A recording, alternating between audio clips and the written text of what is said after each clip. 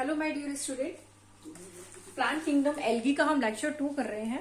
पिछले लेक्चर में हमने सारे बेसिक्स कर लिए थे। ठीक है, हमने बेसिक कर लिए थे कि एल्गी कितने टाइप की है तुम्हारे एनसीईआरटी में, क्लोरोफाइसी, फियोफाइसी एंड रोडोफाइसी, कौन सा पिगमेंट होता है। अब बहुत इंपॉर्टेंट चीज है ये, जो अगर इतना समझ लिया तो सारा प्लांट किंगडम इसके बाद एकदम इजी हो जाएगा आपके लिए। सबसे पहले तो दो चीजें हमेशा याद रखना, एक होता है स्पोरोफाइट और गैमेटोफाइट। ये दो ऐसे दुश्मन हैं जो तुम्हें हमेशा, जब तक तुम्हें एंजियोस्पर्म तक पढ़ोगे तब तक ये तुम्हें दोनों दुश्मन बड़े सताने वाले हैं। तो हमेशा याद रखना, स्पोरोफाइट हमेशा 2n होता है, डिप्लॉयड बॉडी होती है। ठीक है, स्पोर बनाती है, फिर वो स्पोर जो होते हैं उनमें हम क्या करते हैं, मियोसिस करते हैं, और मियोसिस करने के बाद वो स्पोर रिलीज हो जाते हैं, जर्मिनेट होके फिर गैमेटोफाइट बनाते हैं जो कि हैप्लॉइड बॉडी होती है। भैया देखो, गैमेटोफाइट एक क्या है, गैमीट बनाने वाली बॉडी है। तो या तो वो मेल होगी या फीमेल होगी, डिप्लॉइड तो होगी नहीं। सोचो अगर डिप्लॉइड होगी तो मेल और फीमेल दोनों एक में कैसे हो जाएंगे। दैट मीन्स कि जो गैमेटोफाइट होता है is always haploid body N. जब एक एन ये होता है, एक कोई दूसरा गैमेटोफाइट का एन होता है, जब मेल और फीमेल का जो मीटिंग होती है तब वो जाइगोट बनता है। तो हमेशा याद रखना, गैमेटोफाइट इज ऑलवेज एन। ठीक है, फर्टिलाइजेशन के बाद जो जाइगोट बनता है वो 2n होता है। ठीक है, बट स्पोरोफाइट जो है वो ऑलवेज, जो स्पोर स्ट्रक्चर होता है वो हमेशा डिप्लॉयड होता है। तो पता है एल्गी और ब्रायोफाइट में थोड़ा सा डिफरेंट है। एल्गी में हमेशा गैमेटोफाइट डोमिनेंट होता है और स्पोरोफाइट उतना डोमिनेंट नहीं होता है। बट टेरिडोफाइट से लेकर के आप एंजियोस्पर्म तक जितने भी आप ये नीम के पेड़ देखते हो या मैंगो ट्रीज देखते हो, ये सब क्या है, ये सारे स्पोरोफाइट है। दैट मीन्स कि स्पोरोफाइट जो है बॉडी है उसकी इतनी ज्यादा औकात है, तो उसके आगे गैमेटोफाइट जो है ना वो कुछ भी नहीं है। तो इसको समझने के लिए एक पहले छोटा सा कॉन्सेप्ट हम समझते हैं कि देखो क्या होता है। एक प्लांट बॉडी होती है, उसमें स्पोरोफिटिक फेज भी होता है और गैमेटोफिटिक फेज भी होता है। ठीक है, स्पोरोफाइट एक ऐसा स्ट्रक्चर जो कि अपने अंदर स्पोर रखता है, और स्पोर इज ऑलवेज 2n। ठीक है, डिप्लॉयड मीन्स n मिले तब वो डिप्लॉयड बना, मीन्स जाइगोट ही तो स्पोरोफाइट होता है। जब जाइगोट जब गैमीट्स फर्टिलाइज होते हैं तो वो जाइगोट बनता है, जाइगोट के बाद एक स्ट्रक्चर बनता है स्पोरोफाइट। बट एल्गी में क्या होता है बेटा, जो जाइगोट बनता है वही एक सिंगल सेल स्पोरोफाइट है। जाइगोट के बाद एक अलग से कोई स्ट्रक्चर स्पोरोफाइट का नहीं बनता है, वही जाइगोट, इसी को चाहे स्पोरोफाइट कह लो या उसको जाइगोट कह लो। देखो अब यहाँ पे क्या हो रहा है, this is a sporophyte, means कोई प्लांट बॉडी है वो स्पोरोफाइट है, 2n है, हमने उसमें मियोसिस करा के उसकी जो वॉल है ब्रेक करके स्पोर को रिलीज कर दिया है। ठीक है, अब स्पोर जो है वो क्या करते हैं, सबसे पहले जर्मिनेट होते हैं। स्पोर पड़े हवा में, हवा के थ्रू उड़ के जमीन में आ गए, भी पड़े, जर्मिनेट हो रहा है। अब वो जर्मिनेट होंगे तो पूरी प्लांट बॉडी कैसे बनाएंगे, धीमे धीमे माइटोसिस, एक सेल डिवाइड होते होते होते होते होते होते एक पूरे प्लांट बॉडी बन जाए, गैमेटोफाइट। हमारे साथ या तुम्हारे साथ क्या होता है, हम जब हम अपने माँ के स्टमक में होते हैं तो वहां पे क्या होता है, सबसे ज्यादा जो होता है, जब एक भ्रूण होता है, एम्ब्रियो डेवलप होता है, तो सबसे ज्यादा वहां पे माइटोसिस चलता है, क्योंकि हमें सेल बनानी, सबसे ज्यादा माइटोसिस होता है, तब हम एक इंडिविजुअल बनते हैं, क्योंकि सबसे ज्यादा माइटोसिस होके बॉडी में एक सेल से टिश्यू बनता है, टिश्यू से फिर ऑर्गन बनता है, ऑर्गन से फिर एक पूरा एक इंडिविजुअली बॉडी बनती है। तो सबसे ज्यादा माइटोसिस कब होगा, that the time of germination, तभी तो गैमेट्स बनेगा। ठीक है, तो अब क्या, देखो स्पोरोफाइट है, मियोसिस हुआ, स्पोर बना, स्पोर रिलीज हो गए, जर्मिनेशन का टाइम आया। अब भैया कोई स्पोर ऐसे पड़ा है इंडिविजुअल, उसको तो गैमेटोफाइट बनाना, प्लांट बॉडी गैमेटो मीन्स पूरी प्लांट बॉडी ऐसे बनानी है। कोई प्लांट है तो वो कैसे बनेगा, वो प्लांट गैमीट बनाने लायक तभी बनेगा ना जब उसमें माइटोसिस हो के वो पूरा प्लांट बॉडी बन जाएगी। तो माइटोसिस होके गैमेटोफाइट बन गया। Gametophyte is always an. ठीक है, अब ये गैमेटोफाइट है। अब या तो ये मेल होगा या फीमेल होगा, ठीक है। एक और गैमेटोफाइट यहाँ आ जाए मान लो, और इन दोनों का फ्यूजन हो जाए तो क्या बन जाता है, गैमीट, ठीक है। गैमीट में जब फ्यूजन हो गया तो बना, फर्टिलाइजेशन हो गया तो एक स्ट्रक्चर बन जाता है जाइगोट, और जाइगोट फर्दर जो है वो डिवाइड हो जाता है स्पोरोफाइट में। जनरल ये होता है, स्पोरोफाइट, गैमेटोफाइट, गैमेटोफाइट, स्पोरोफाइट, यही चलता रहता है, प्लॉन्टिक डिप्लॉन्टिक डिप्लॉन्टिक हैप्लॉन्टिक। अब इन केस ऑफ एल्गी में कुछ थोड़ा सा डिफरेंस होता है। क्या होता है, एल्गी की जो लाइफ साइकिल होती है वो हैप्लॉन्टिक होती है। हैप्लॉन्टिक का मतलब क्या है कि haploid body, that means gametophyte dominant होता है, स्पोरोफाइट की कोई औकात ही नहीं है। मीन्स एक सिंगल सेल स्पोरोफाइट बनता है छोटू सा, और वो तुरंत जाके मियोसिस करके स्पोर बनाते हैं। एक इंडिविजुअल स्पोरोफाइट नहीं बनता है जो कि डिफरेंशिएट किया जा सके कि हाँ ये स्पोरोफिटिक बॉडी है, तो एक स्पोरोफिटिक बॉडी नहीं बनती है। तो देखो यहाँ पे क्या हो रहा है, this is a life cycle of Ulothrix. ये क्या है, यूलोथ्रिक्स है।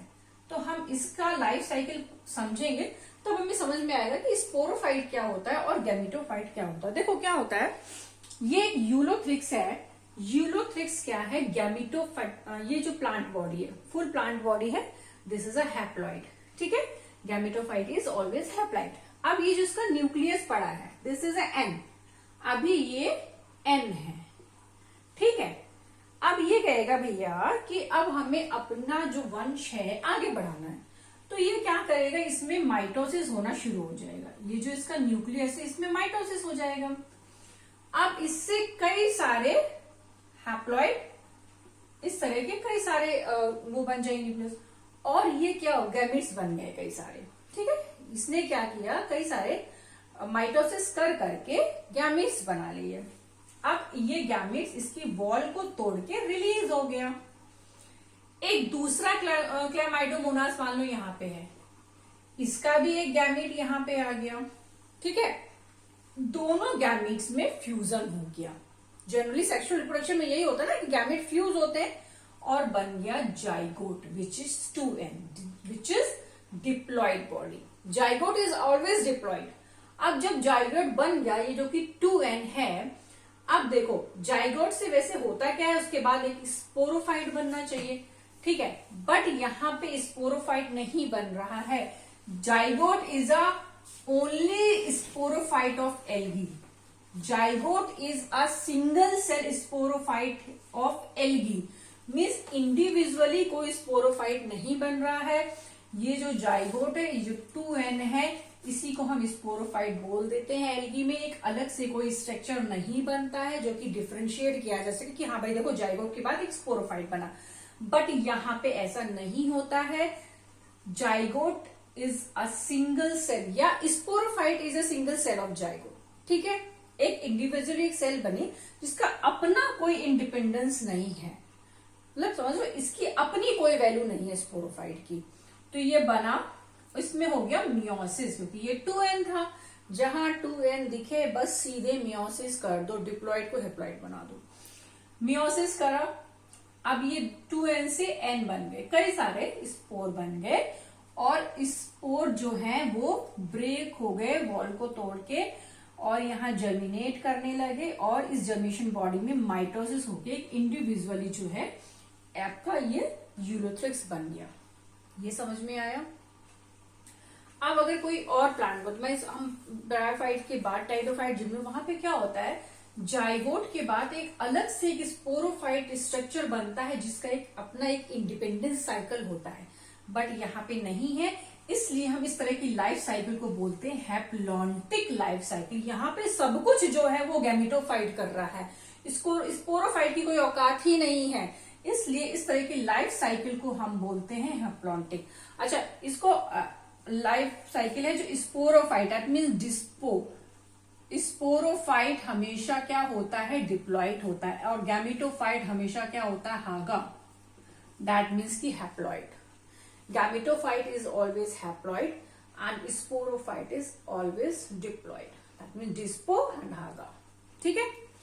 अब इसको और अच्छे से समझने के लिए एक बार फिर से देख लेते हैं कि ये प्लांट बॉडी यूलोथ्रिक्स की है, this is a haploid gametophyte, ठीक है। इसने माइटोसिस किया, गैमीट्स बनाए, एक दूसरे यूलोथ्रिक्स से एक और गैमीट्स आया, दोनों में फ्यूजन हो गया, जाइगोट बन गया। Zygote is a single cell of sporophyte, zygote ही स्पोरोफाइट है एल्गी में, ये बस इस तरह याद रखना, कभी नहीं भूलोगे। मियोसिस करा दिया, स्पोर बना दिए, जर्मिनेट करा दिए, माइटोसिस करा दी, नई प्लांट बॉडी। और इस तरह का जो साइकिल होता है इसी को हम बोलते हैं हैप्लॉन्टिक लाइफ साइकिल। अगर यहाँ पे स्पोरोफाइट डोमिनेंट होता तो हम बोलते क्या, डिप्लॉन्टिक लाइफ साइकिल, ठीक है।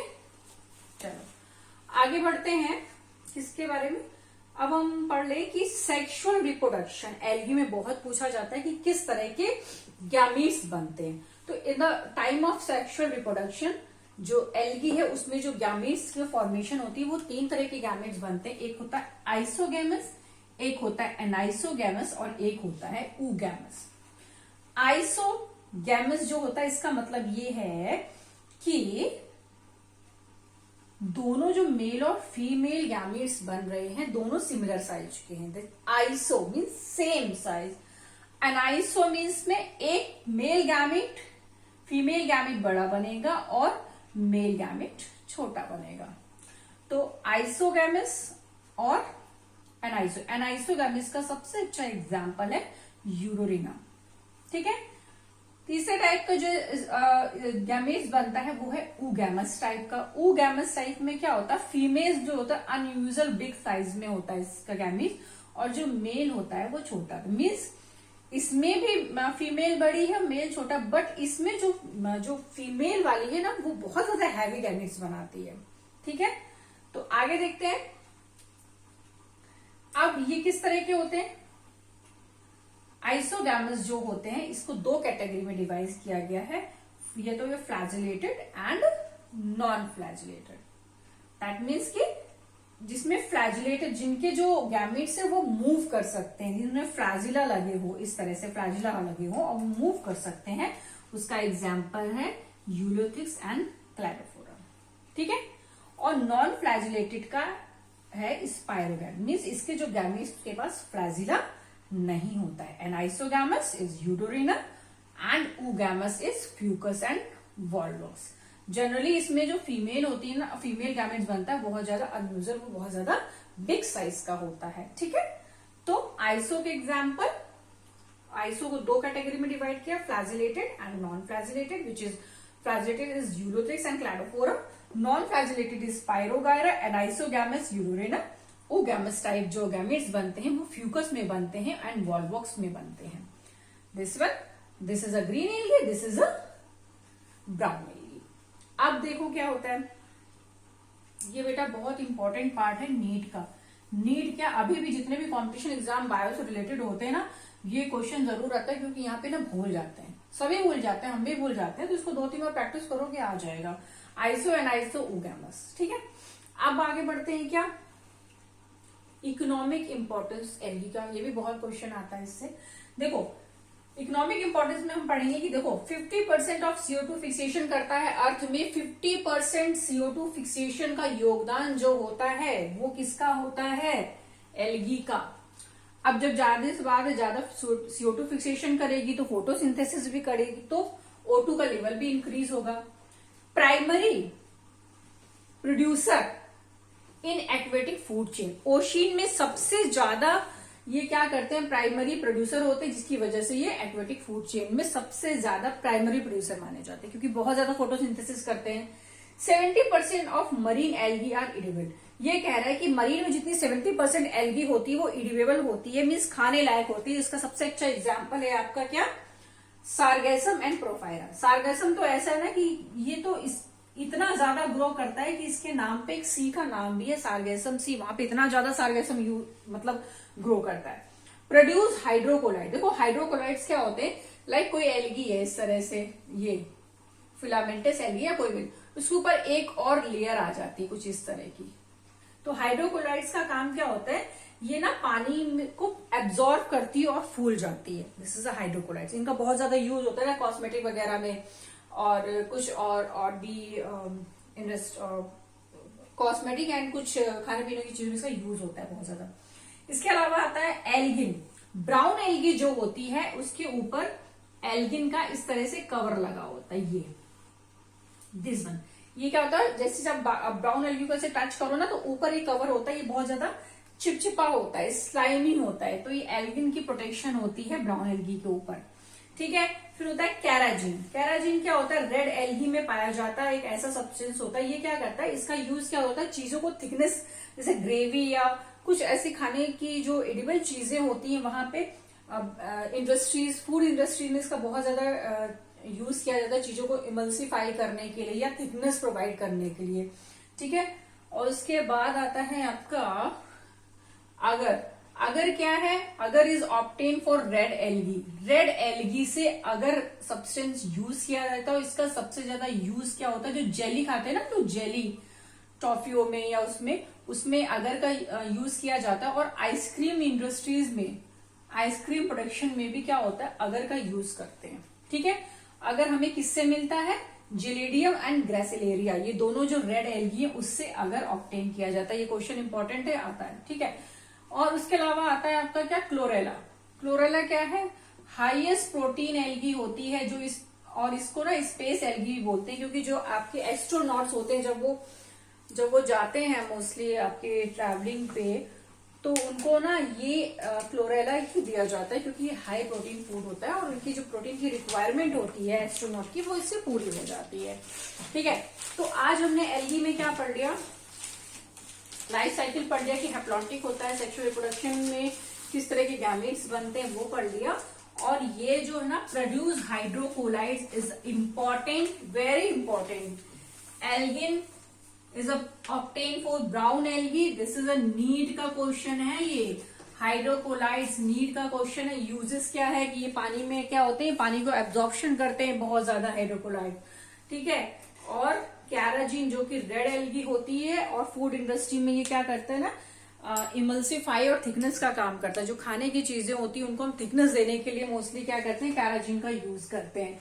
अगर is obtain for red algae और which is Gelidium and Gracilaria और use in jelly and ice cream. And the last is Chlorella which is a space algae which is highest protein algae, जो कि astronaut जो है वो अपने साथ ले जाते हैं। तो आज का जो लेक्चर 2 वो यहीं पे खत्म करते हैं। नेक्स्ट लेक्चर में हम अब क्या करने वाले हैं, हम पढ़ेंगे प्रॉपर ग्रीन एल्गी के बारे में, देन रेड एल्गी के बारे में, देन ब्राउन एल्गी के बारे में। तब तक के लिए take care, goodbye, bye bye.